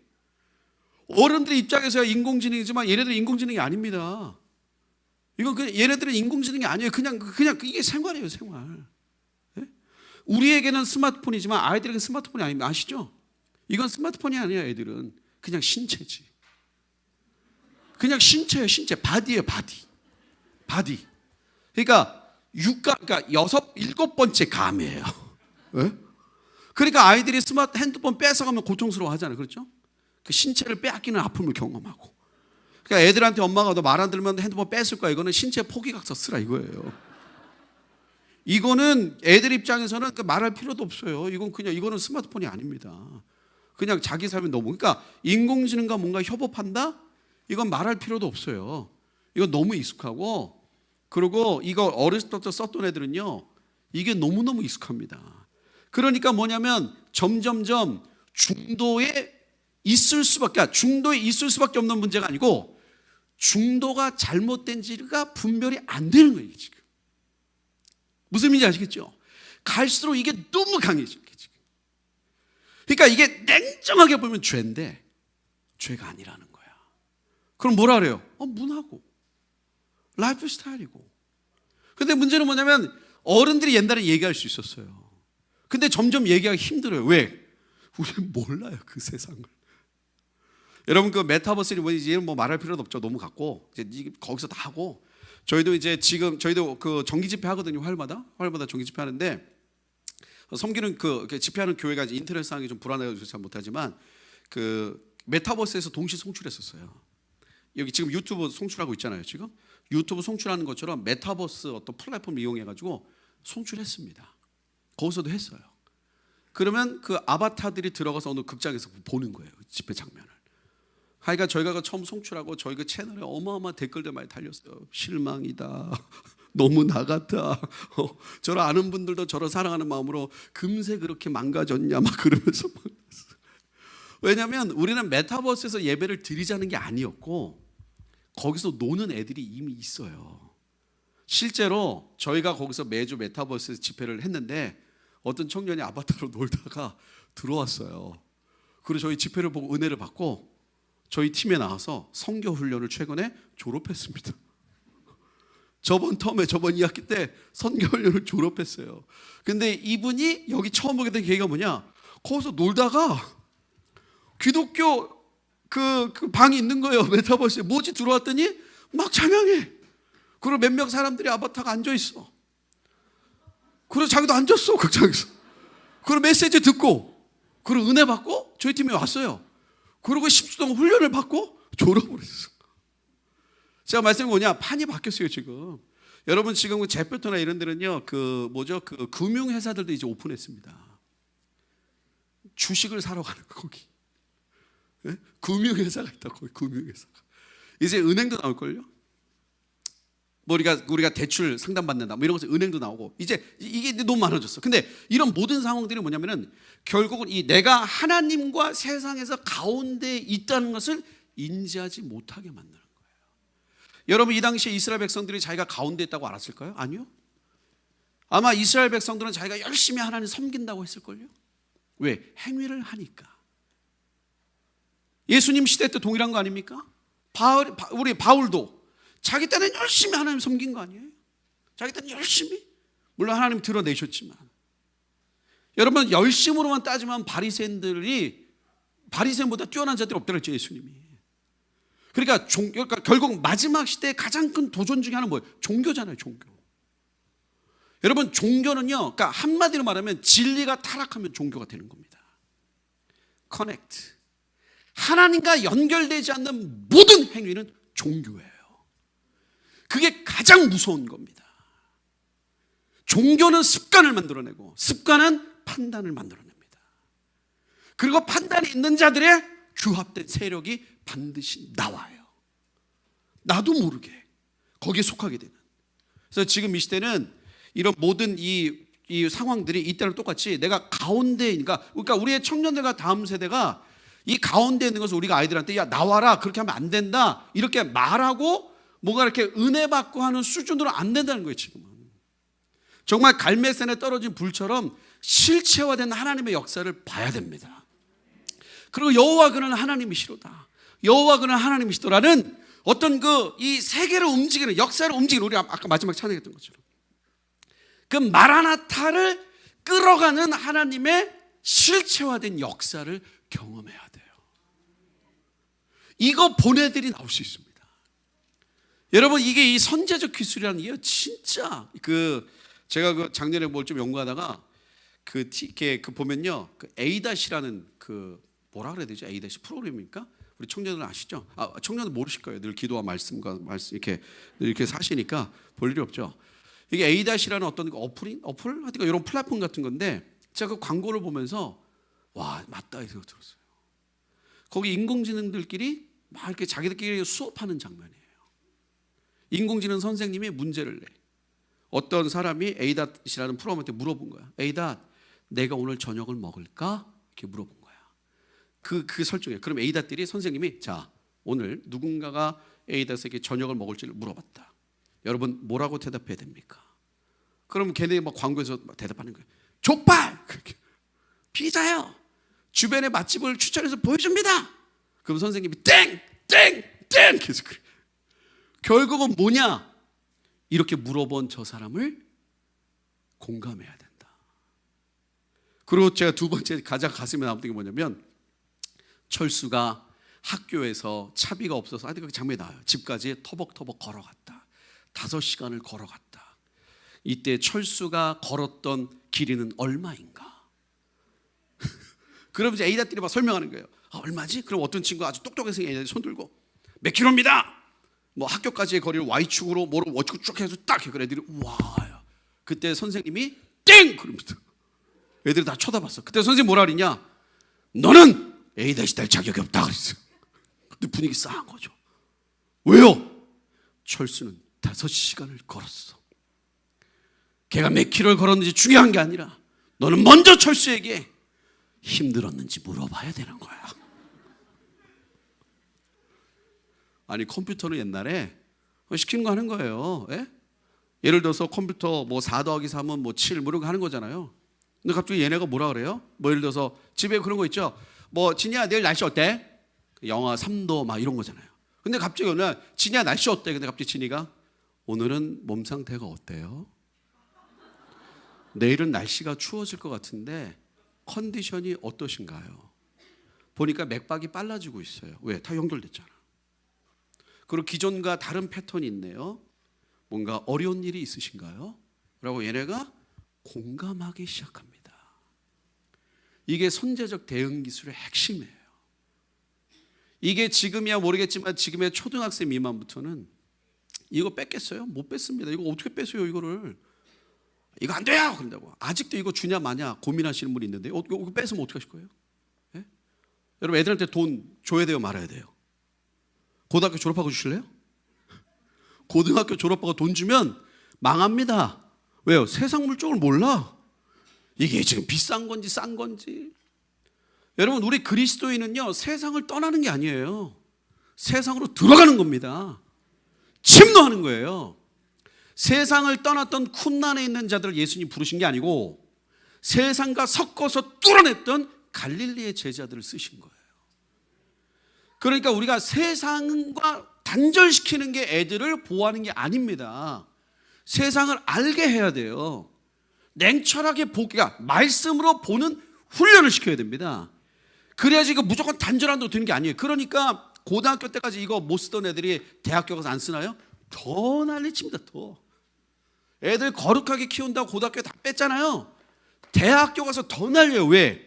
안 쓴 거지 이걸 쓰는 법을 못 배웠거든. 여러분 얘는요 기술이 아니에요. 영적입니다.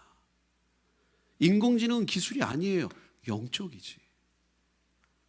그러니까 어떤 영적인 어떤 그 커넥팅이 생기는 거예요. 그러니까 하나님과 커넥트도 돼야 되는데 희한한 것과 커넥트도 되면서 사상과 생각의 모든 것이 가운데로 설정됩니다. 이게 점점 강해지는 거예요. 그럼 이걸 끊어내려면 어떻게 되냐? 이 모든 것을 뒤엎는 하나님의 엄청난 역사를 봐야 돼. 이거 봤잖아요. 지금 이스라엘 백성들이 불이 떨어져가지고 바알의 선지자도 죽어버렸잖아요. 세 번째 하나만 얘기해요. 저희가 좀 기도해야 될 텐데, 이 영적인 문제인데요, 저는 지금 한국 교회가 정말 중요한 영적인 순간이 있다고 봅니다. 왜냐하면 뭐 이거는 저의 약간의 개인적인 견해일 수도 있으나 뭐 듣고 또 방송으로 제 이야기를 듣고 또 이렇게 반론을 제기할 분은 제기하지 마시고 그냥 기도해 주세요. 막 반론 제기하면 피곤해가지고 대응하기도 너무 힘들어. 자, 보세요. 이게 하나님의 역사, 그러니까 우리가 구속사라고 합니다. 그렇죠? 자, 우리가 태초에 하나님이 천지를 창조하셨느니라 하고 계시록은 어떻게 끝납니까? 아멘. 주 예수 속히 오시옵소서. 예수님 다시 오십니다. 아멘.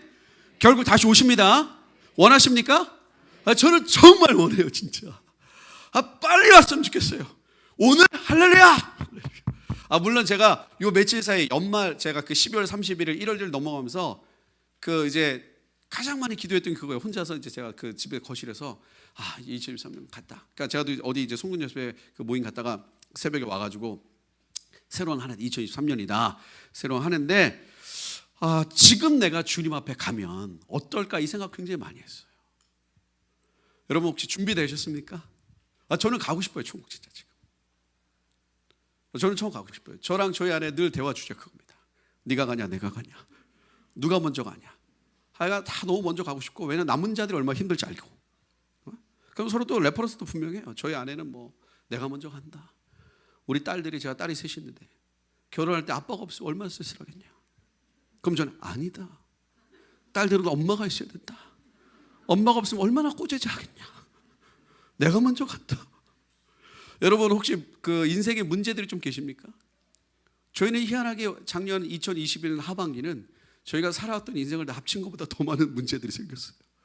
그러니까 저희 아내랑 많은 이야기를 합니다. 이건 이런 문제에서 이런 문제 생겼는데 이거 우리가 어떻게 해야 되지 하고 결론은 뭐냐면 답이 없어요. 그러니까 우리가 이거를 해결할 수 있는 답이 없더라고. 답이. 그런데 유일한 답이, 그러니까 해결된 답이 딱 하나 있더라고. 뭐냐면 구원받았더라고. 그러니까 뭐 엄청난 얘기를 하고 결론은 구원받았네? 구원받았다? 그렇군요. 왜냐면 여러분 구원받으셨죠? 끝! 구원보다 큰 거 있어요? 그러니까 여러분 인생의 문제들이 커요. 네? 그리고 이 문제만 해결되면 주님이 뭔가 돌파될 것 같죠? 절대 안 됩니다. 왜냐면 이 문제 끝나면 이 문제 때문에 보이지 않는 문제가 또 나와요. 그러니까 사실 이 문제가 새로운 게 아니고 원래 있었어, 원래. 근데 지금 이 문제가 너무 크니까 우리가 잘 몰랐던 거예요. 그러나 우리 인생에서 가장 얻을 수 있는 최고의 거, 뭐 돈과 권력과 모든 것을 다 합친 것보다 가장 좋은 거 구원받았어요. 우린 천국 갑니다. 그러니까 이게 저는 가장 큰 위로가 돼요. 뭐 어찌됐든 천국 갑니다. 저희 팀도 내일 출국인데 여러 가지 좀 도전들이 좀 있어요. 저희가 넘어야 돼. 근데 오늘 제가 여기 집회 오면서도 해결되지 않는 문제를 놓고 오면서도 결론은 뭐 어쨌든 그건 받았어. 그리고 또 오늘 집회에 하나님 역사해 주셔야 되는데 뭐 어쨌든 뒤에 메인이 오시고 알아서 하시겠지. 어쨌든 난 구원 받았어. 여러분 다 구원 받으셨죠? 아멘. 그런데 이 하나님이 우리 가운데 다시 오시는데, 예수님 다시 오시는데, 문제는 예수님이 이 땅에 다시 오시는 그 조건이 뭐예요? 조건이. 그러니까 크게 보면 두 가지죠. 모든 민족에게 복음이 전파되는 거, 그리고 동시에 유대인이 예수께로 돌아오는 거. 이거를 우리가 이 사역을 좀 현대적인 용어로 뭐라 그러죠? 선교라고 합니다. 제가 왜 이 얘기를 드리느냐? 저는 개인적으로 봤을 때, 물론 지난 2000년도 여러 고비가 있었지만 지금 우리에게 가장 큰 영적인 위기 중에 하나는 뭐냐? 선교가 무엇이냐에 대한 정의에 대한 여러 의견이 있어요. 여러분 선교가 뭐죠? 주님의 다시 오심을 예비하기 위한 모든 민족의 복음이 증거되게 하는. 우리 오늘 찬양도 막 다 엄청나잖아요. 온 세계와 열방 가운데 뭐 주는 이 도시의 주 뭐 다 선교적 찬양을 했잖아요. 그럼 선교가 뭐예요? 선교가. 네? 도대체 선교가 뭡니까? 1910년에 조금 역사로 올라가면 1910년에 스코틀랜드의 에딘버러라는 도시에서 세계 선교사 대회가 열립니다. 저는 이 사건 굉장히 중요하다고 봐요. 이때 이 에딘버러 물론 이제 그 전에도 선교 대회가 많았지만 이 선교 대회 때부터 시작됐던 게 있어요. 이 대회를 이끌었던 리더가 누구냐? 존 모트라는 선교사입니다. 혹시 존 모트 아십니까?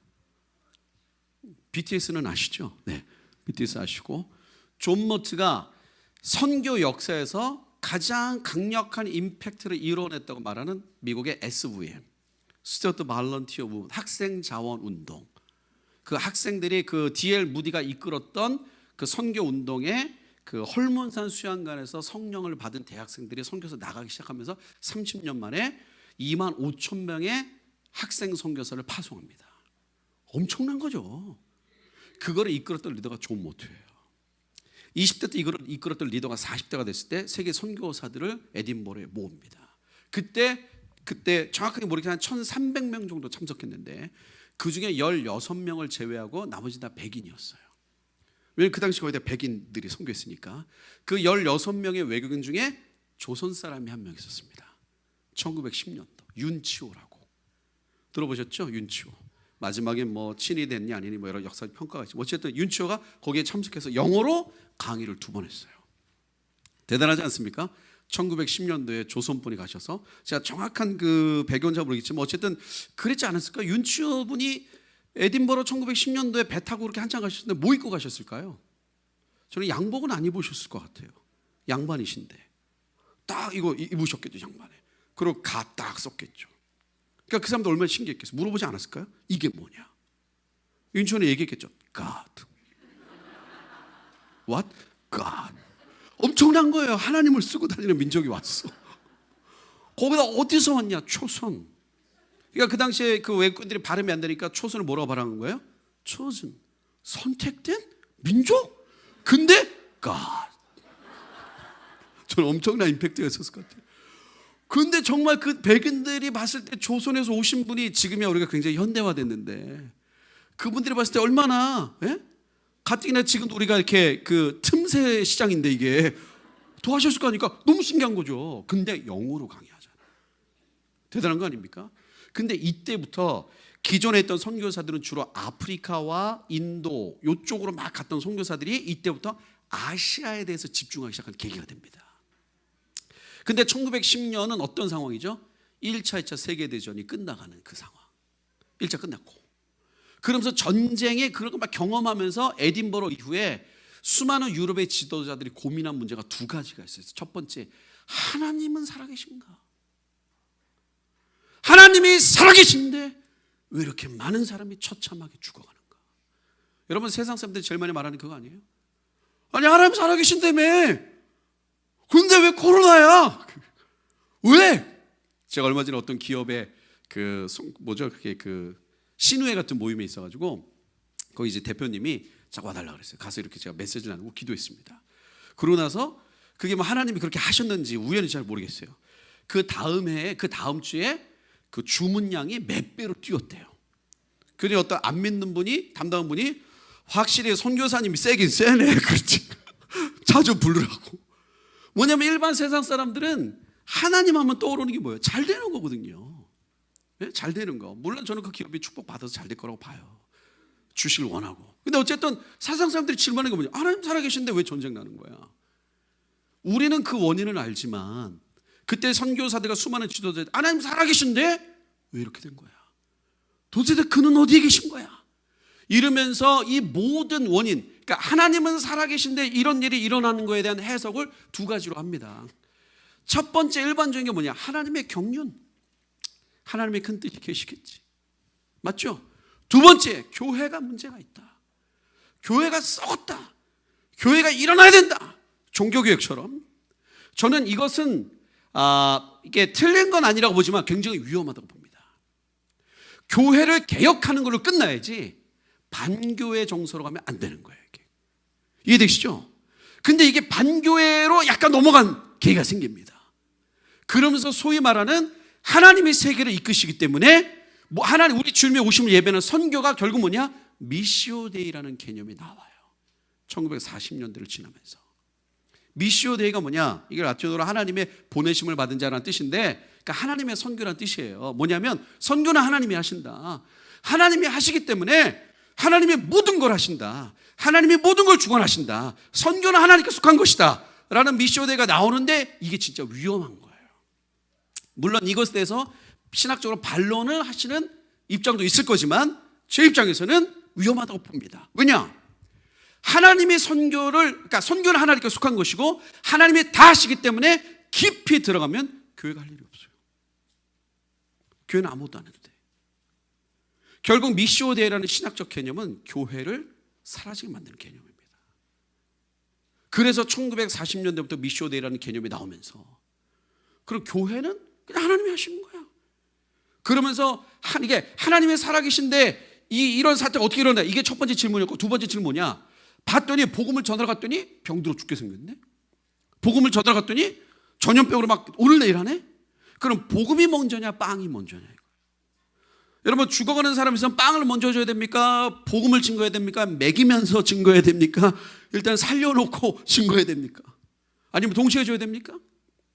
이게 우리가 빵이 먼저냐 복음이 먼저냐는 무자를 자르기는 어렵잖아요. 그렇죠?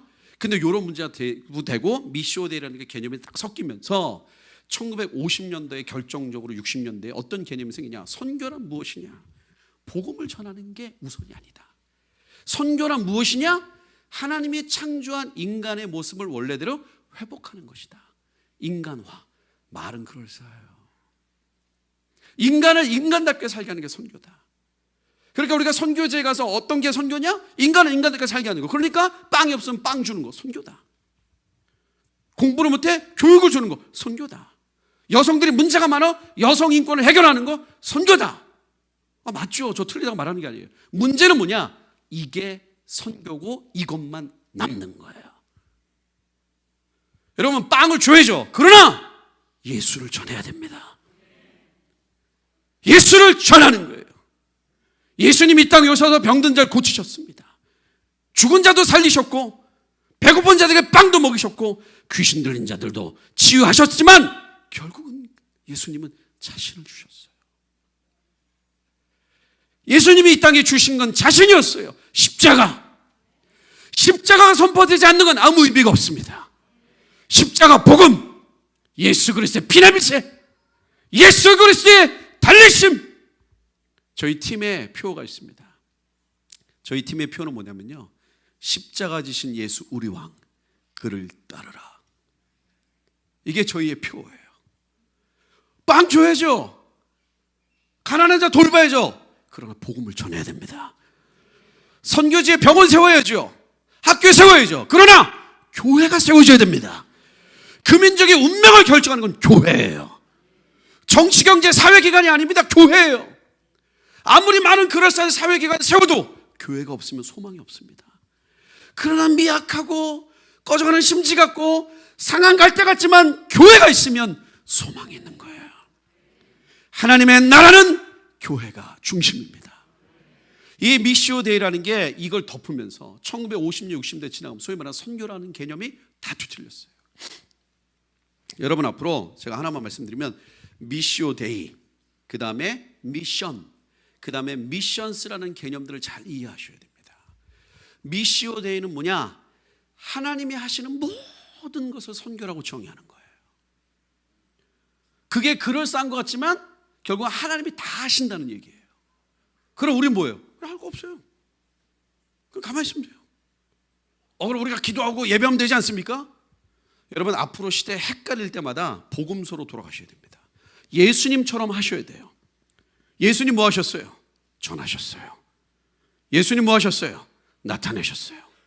그 다음 개념이 뭐냐? 미션이라는 거예요. 그건 뭐냐면 교회가 하는 모든 것을 선교라고 합니다. 예를 들어서 교회가 주변에 어려운 분들한테 밥을 줘요. 이것도 선교라고 해요. 물론 여기 또한 조금씩 다를 수 있습니다. 그 다음에 미션스, 이건 뭐라 그러냐? 그러니까 복음을 전하고 교회를 개척하는 게 선교의 중심이다, 이렇게 주장하는 거예요.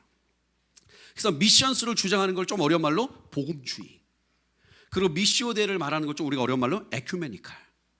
그래서 에큐메니칼의 대표적인 조직이 어디예요? 그게 WCC. 복음주의가 뭐예요? 우리예요.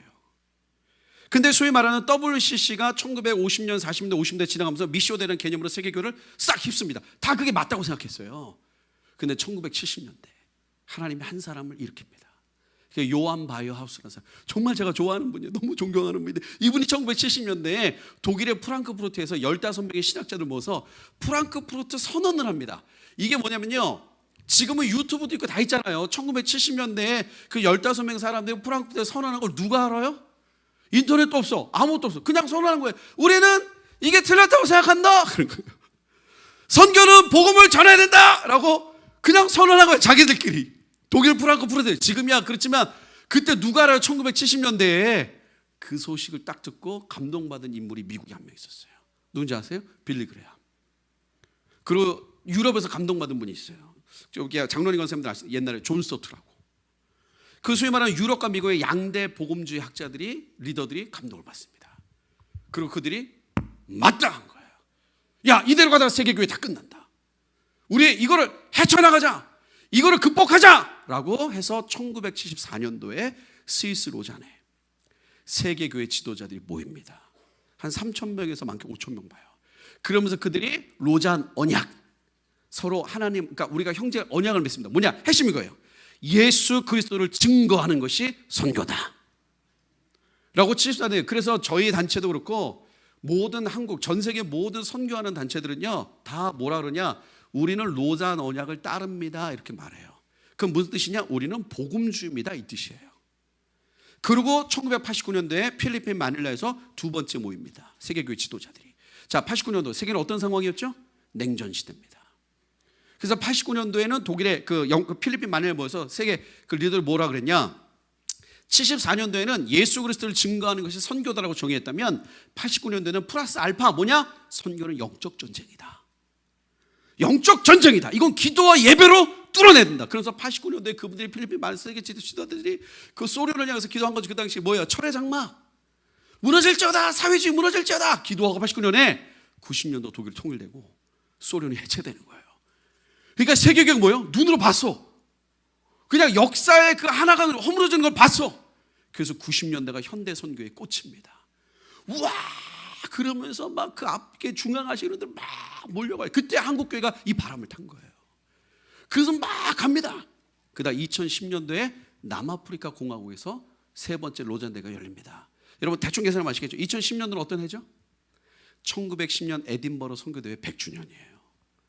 그래서 그때 2010년에 많은 의미를 가지고 했지만 이때부터 저는 개인적으로 우리 이거를 반대하는 신학자도 있을 거라 보지만 어쨌든 이때부터 소위 말하는 74년도에 예수 그리스도를 증거하는 거, 물론 이제 사회복음도 얘기하셨지만 결국 이제 핵심은 그건데 여기서 소위 말하는 에큐메니컬에서 말하고 있는 어떤 개념들을 조금씩 가져오는 계기가 됐다고 봐요. 2010년도에. 왜 이게 중요하냐? 2010년 끝나고 세계 선교가 다시 막 일어나려고 하는데 어려웠어요. 여러분 가만히 보면 2010년도 세계 선교가 많이 어려워졌습니다. 여러 가지로.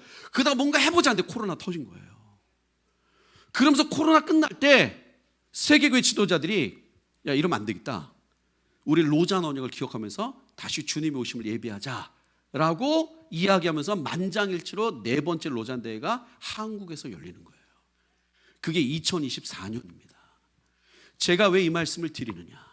절대 그런 일은 없어야 되겠지만 2024년에 한국에서, 그러니까 이 시점이, 지금 카이로스 시점이 코로나 지나고 너무너무 중요한 시점인 거 아시죠? 그래서 제가 앞에 설명했던 우리 대한민국의 위치, 또 우리 그 미래 세대들 어떤 중도적 상황, 근데 그 중도를 강화하는 시스템 이해되잖아요? 이런 상황에서 한국에서 이 대회가 열리는데 만약에 이때에 갈멜산에 떨어졌던 불처럼 다시 한번 그 불이 떨어져서 예수 그리스도가 왕이라고 고백하며 세계교회가 돌아선다면 한국교회는 블레싱이 되는 거예요.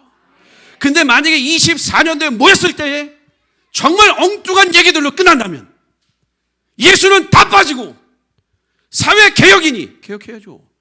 그러나 사회개혁이 메인이 되고 그런 걸로 끝난다면 영적인 독박은 우리가 쓰는 겁니다. 무슨 말인지 아시겠죠? 우리 믿음의 선배들이 신사참배했어요. 우리랑 관계없습니다. 그러나 그 신사참배한 영적인 어떤 그 어둠들을 우리가 뚫어내고 온 거예요. 쉽지 않았어요. 여러분 우상이 섬기는 가정에서 예수 바로 믿으면, 저도 일대고 저희 아내도 일대예요. 진짜 너무 힘듭니다. 아시죠? 일대들의 특징이 있어요. 일대들은 머리 뒤밀고 가는 거예요. 거기다 저는 또 선교예요. 거기다 또 다음 세대야. 그러니까 저랑 저희 아내 둘 다 일대니까 아주 그냥 이게 피를 흘리는 게 아니고요, 그냥 피가 남았나 우리가 막 그러고 가는 거예요. 매서 부딪히는 그 영적인 어둠들이 지금 많이 끊어졌지만, 그러니까 만약에 2024년도에 로잔 대회가 한국에서 열릴 때에 이것이 우리에게 영적인 축복이 되느냐 독박이 되느냐의 기로에 있다. 저는 개인적으로 요새, 옛날에는 안 그랬는데 요새 나이도 있어서 그런지 가끔 약을 먹어요. 제가 옛날에 약 절대 안 먹거든요. 요즘은 가끔 약을 먹습니다. 제가 제일 많이 맞는 여기 요새 소화제예요. 소화가 안 돼, 이거 생각하면. 제가 믿음이 없어진 건지 몰라도. 왜냐면 저는 너무 큰 위기감이 있는 거예요, 지금. 야, 이거 내년에, 물론 이제 이거를 이끌어 가신 분들이 저는 정말 잘할 거라고 봅니다. 워낙 제가 한국계 유명하신 교회와 목사님들이 담당하셨기 때문에. 그러나 이게 영적인 어둠들이 있으니까 이 내년 24년에 오직 예수, 오직 교회, 주님의 마라나타, 소위 말하는 복음주의라는 노선으로 확 가야 돼요. 이게 만약에 복음주의로 확 가지 않으면, 선교는 복음주의와 에큐메니카를 두 개로 나눴고 그 안에 우리들은 다 복음주의 그늘 아래, 로잔이라는 그늘 아래 다 있었는데, 이게 만약에 붕괴되면 우리는 어디로 가요? 커넥트할 게 어디 있어요, 이게 지금. 물론 그럼에도 불구하고 하나님께서 따로 빼서 모일 수 있는 사람들을 준비했다고 저는 봅니다. 그러나 어쨌든 저는 잘 되길 원해요, 이 대회가. 이게 지금 흐름상 보면은 쉽지 않지만, 이 갈멜산의 반전의 역사처럼 이 불이 떨어진다면, 그래서 제가 요새 가는 곳마다 많은 교회들한테 도전하는 그거예요. 내년에 5,000명 온답니다, 세계 리더들이. 세계교회 리더들 5,000명이 왔을 때 소문을 들어야 돼요. 인천에 그 교회 들었냐? 그 교회 들었냐? 그 교회 들었냐? 거기 뭔가 있다고 하더라. 그래서 막 탐방 오셔야 돼. 그래서 여러분 막 바쁘셔야 돼. 그러니까 외국 사람들 막 오서 물어봐야 돼. 비결이 뭐냐고. 괜찮아요, 여러분. 우리에게는 구글과 파파고가 있습니다. 바로바로 번역해줘요. 저는 진짜 그런 소망이 있어요. 진짜 이 로잔 대회 때 오히려 세계교회가 모였을 때 한국교회 이 불이 다시 떨어지는. 그러니까 지금은 이 불이 떨어지지 않으면, 제가 앞에 말했던 이걸 돌파할 방법이 없어요. 그런데 2023년이 그래서 중요합니다. 이 갈멜산에 떨어졌던 이 불은 단순히 우리의 어떤 것을 해결하고 뛰어넘는 불이 아니라, 정말 우리 국가를 움직이고, 이스라엘 국가를 움직이고, 사회를 움직이고, 역사를 움직이고, 그걸 완전 뒤바꿨던 어마어마한 역사의 사건이었던 거예요. 그 일들이 우리 가운데 올해 2023 일어나게 될 줄 믿습니다. 그리고 여러분의 삶과 우리의 자녀들에게 이 일이 일어나게 될 줄 믿습니다. 그래서 올해가 너무너무 중요해서 올해 이 불이 떨어지고 내년 우리가 감내 나가는 거예요. 그래서 여러분, 이제 오늘부터 일주일간 성회가 시작되고, 오늘 첫 번째 이 시작이 됐습니다. 이번 주 금요일까지 이 성회를 통해 여러분이 갈멜산에 떨어진 불 경험하시고, 또 레마의 말씀 우리의 심령에 꽂히는 역사가 있기를 바랍니다. 그래서 단순히 우리의 삶의 돌파를 뛰어넘는, 이것이 정말 이 갈멜산에 떨어졌던 불이 이스라엘의 정치, 경제, 역사의 모든 것을 뒤바뀌었던, 완전히 그거를 막 전환시켰던 것처럼 대한민국과 한국교회와 미래 세대를 바꾸어내는 영적인 대변화가 일어나는 일들이 반드시 있게 될 줄 믿습니다. 저 옆에 계신 분만 격려하고 잠깐 기도하겠습니다. 주께서 세일을 행하십니다. 아멘. 네. 우리 마라나타 찬양.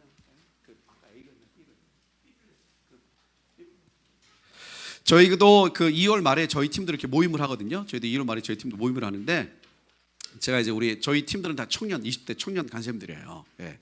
그래서 감사하죠. 20대가 뛸 수 있는 게 감사합니다. 그래서 저는 그분들이 한다 그러면 하고, 그분들이 안 한다 그러면 안 하고. 그래서 저희가 내년에 이제 2월 말에 캠프를 준비하고 있는데, 소규모예요. 저희는 이제 원래 시작된 지 얼마 안 되고 소규모를 하는데, 제가 기도하다가 마음에 그런 생각이 좀 들었어요. 우리가 한번 멈췄다 가야 되지 않을까? 이런 생각이 좀 드는 거예요. 내년에 우리가 캠프를 하지 말고 우리 사역자들끼리 모여 좀 기도하고 좀 예배하고 좀 그래야 되지 않을까? 제 마음이 좀 있었어요. 그래서 제가 우리 20대 우리 팀들한테 얘기했습니다. 내 마음이 그런 마음이 좀 드는데 우리 어떻게 생각하시냐? 그때 기도해보겠다. 그래서 자기들 기도하더니 해야 된다 그런 거예요. 그래서 제가 두세 번 반려시켰어요. 다시 기도해보자. 우리가 좀 기도할 때가 아니냐? 근데 자기들 기도할 때마다 나가야 될 때라고. 그러니까 그분들이 맞았던 것 같지. 이전이에요. 머무는 건 이전입니다. 이제는 나가야 될 때예요. 그러면서 저희 청년들이 기도하면서 받아온 키워드가 있어요. 저희 팀의 올해 키워드는 뉴 점프입니다. 새로운 점프예요. 이게 뭐 점프도 되고 오버컴도 되고, 그러니까 뭔가 이거를 우리가 막 브렉스루의 개념이 아니고 그냥 뛰어 넘어버리는 거예요. 뉴 점프한다. 완전 도약해버린다. 이게 숫자가 많아지고 뭐 이런 의미가 아니라 차원, 그러니까 영적인 레벨을 완전히 도약한다. 여러분 교회는 이미 점프하신 것 같아요. 부럽습니다. 저희는 이제 하려고요. 올해 2023년 이 모든 상황 속에 한국교회는 다시 도약해야 됩니다. 그렇지 않으면 이제 한국교회가 어렵다 이 수준이 아니에요. 잘못하면 이스라엘의 이 갈멜산의 사건이 없었다면 이스라엘 사라집니다. 물론 하나님 그렇게 두시지 않겠지만 우리의 미래 세대, 우리의 청년들과 아이들을 바라볼 때에 우리가 너무나 큰 위기감이 있는 겁니다. 우리 그것을 좀 기억하면서 우리 좀 같이 한번 찬양하면서 같이 한번 좀 기도했으면 좋겠습니다. 우리 괜찮으면 한번 일어나서 같이 한번 찬양하겠습니다. 마라나타 주 예수여 오시옵소서. 마라나타 주 예수여 어서 오시옵소서. 땅의 모든 끝, 땅의 모든 끝, 모든 족속 주를 찬송하게 하소서.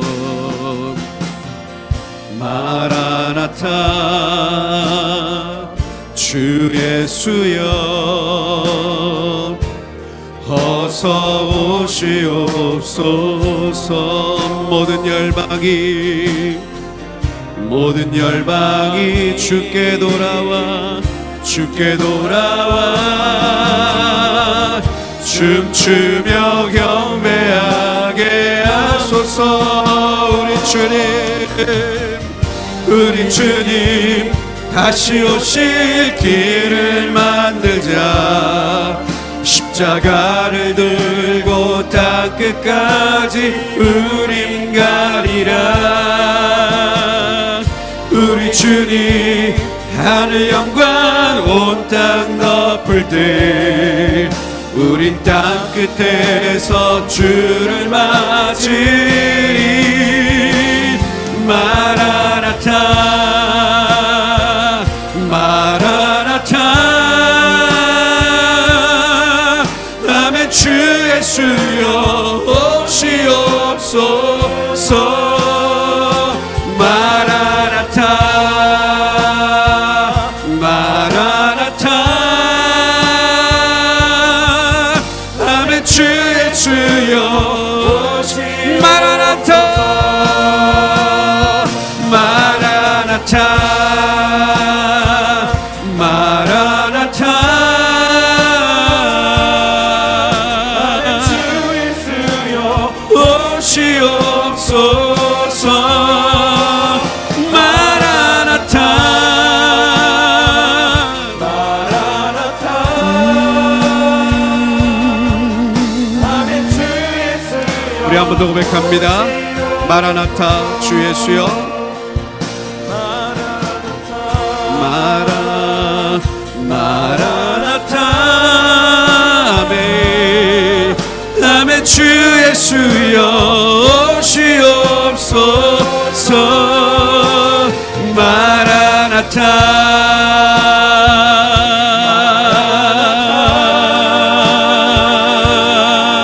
아멘. 우리 한번 믿음으로 선포합니다.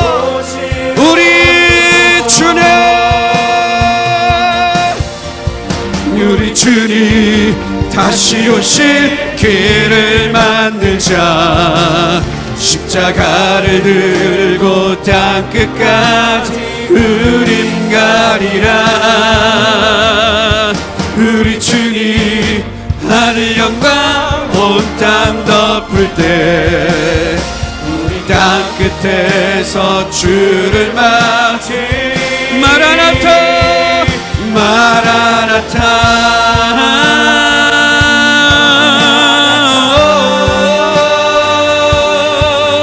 아멘. 주 예수여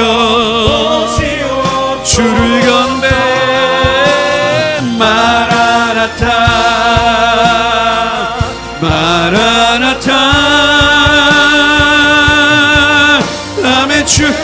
한번 선포합니다.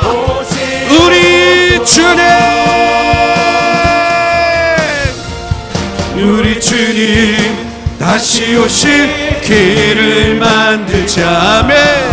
십자가를 들고 땅끝까지 우린 가리라. 우리 주님 하늘 영광 온 땅 덮을 때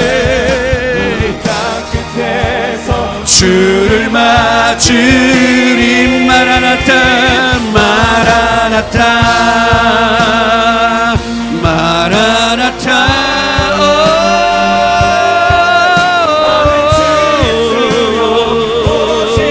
주를 경배 마라나타 마라나타. 아멘. 주 예수여 마라나타 마라나타 마라나타. 나의 하나님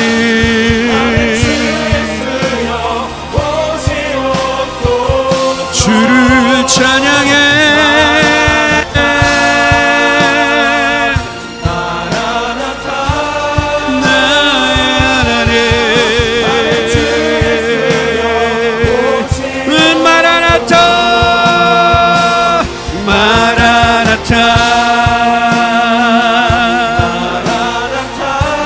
주를 경배.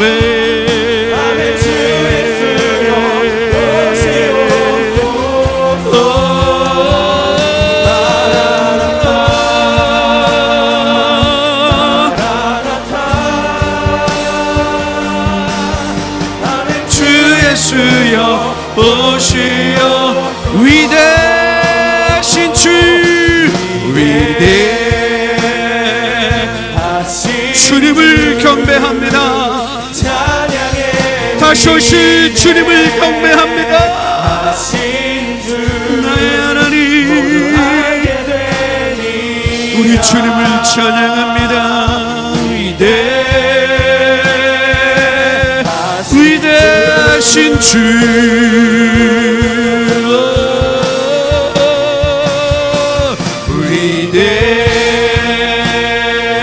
is our God, singing me our great as our God. Lord, we sing how great, how great. 선포합니다.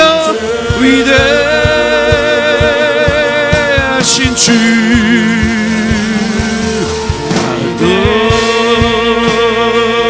엘로하 시루키가도 엘로하 레디레케 가도 엘로하 위대하신 주 위대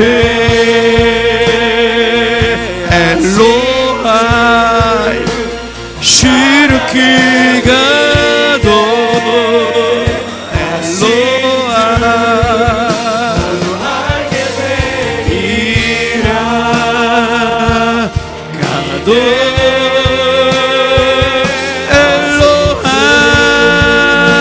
선포합니다. 마라나타 마라나타. 할렐루야.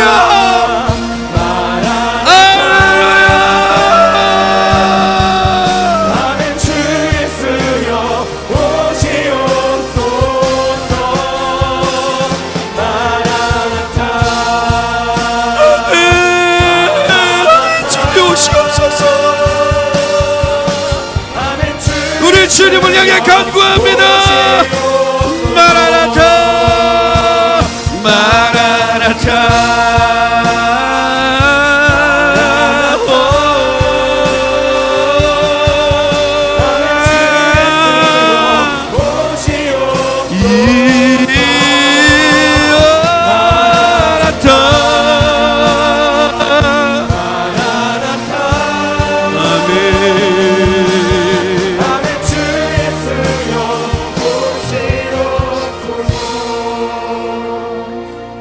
이 시간에 한번 기도합니다.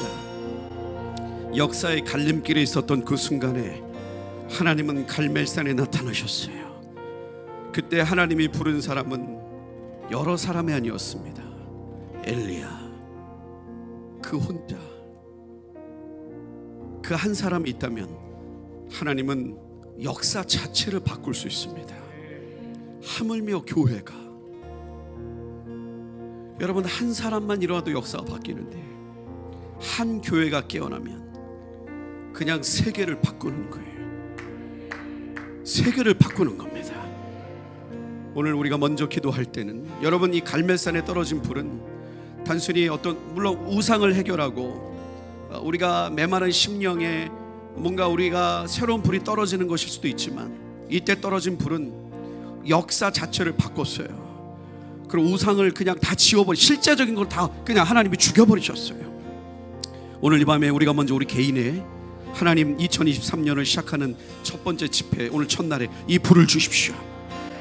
주님, 내 인생이 혹시 갈림길에 있습니까? 잘 간다고 생각했지만 갈림길에 있습니까? 내 인생 자체를 바꿔버리는, 그리고 내 삶에 여전히 남아있는 실제적인 우상의 세력들이 죽여지는, 없어지는 이 불이 오늘 이 밤에 우리에게 임하게 하여 주옵소서. 이 불을 주옵소서. 함께 기도합니다. 오늘 들었던 이 말씀이 듣는 말씀에서 끝나지 않고 여러분들의 삶에 살아내는 말씀으로 생명력 있는 말씀이 될 수 있기를 주님의 이름으로 다시 한번 축복합니다.